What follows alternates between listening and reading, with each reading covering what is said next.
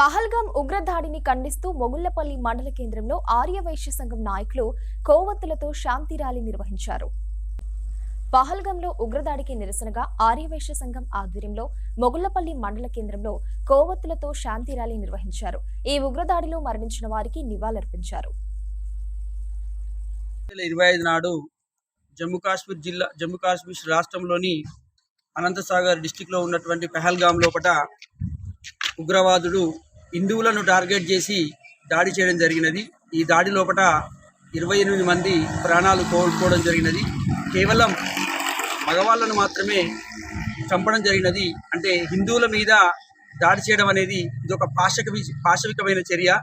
దీన్ని ఖండిస్తూ మొగుళ్లపల్లి మండలంలో ఉన్నటువంటి ఆర్యవైశ్య కుటుంబ సభ్యులు శాంతి అంటే వాళ్ళ కుటుంబాలకు చనిపోయిన వారికి ఆత్మశాంతి చేకూర్చాలని, వాళ్ళ కుటుంబాలకు కూడా భగవంతుడు అన్ని విధాల ఆత్మస్థైర్యాన్ని ధైర్యాన్ని ఇచ్చి ఆదుకోవాలని మనస్ఫూర్తిగా కోరుకుంటున్నాం.